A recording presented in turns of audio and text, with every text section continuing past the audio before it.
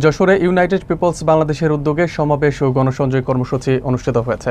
শনিবার বিকেল 5টায় শহরের দরাটানা ভৈরব চত্বর ও কোর্ট চত্বরে এই কর্মসূচি পালিত হয়। বিস্তারিত থাকছে শাওন হোসেনের তথ্যচিত্রে। অনুষ্ঠানে নেতৃত্ব দেন সংগঠনের প্রধান সমন্বয়কারী রাফেজ সালমান রিফাত। তিনি কেন্দ্রীয় কমিটির প্রতিনিধিদের সঙ্গে নিয়ে শহরের বিভিন্ন সড়কে গণসংযোগ করেন।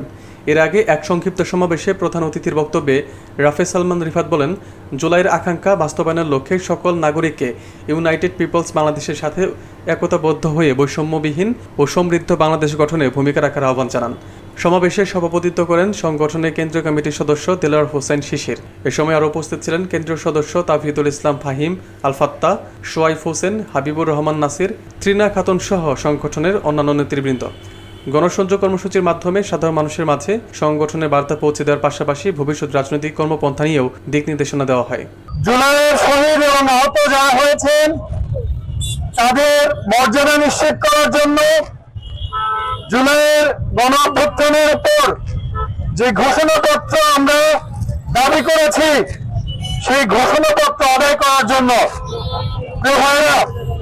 আমরা এখন পর্যন্ত জুলাইয়ের স্পিরিটকে আস্তে আস্তে আস্তে আস্তে ক্ষয়ে যেতে দেখছি। যে পরিবর্তনের আকাঙ্ক্ষা আমরা করেছিলাম সেই পরিবর্তন হতে দেখি নাই। আবারও চাঁদাবাজি, দুর্নীতি, দুর্বৃত্তায়নের রাজনীতিতে সয়লাভ হয়ে যাচ্ছে আমাদের রাজনৈতিক কালচার।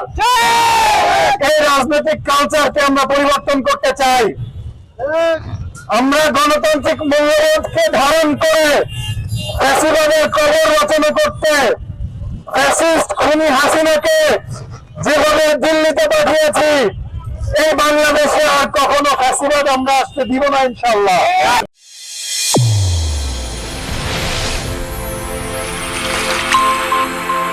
চ্যানেল A1 হৃদয়ের স্পন্দন।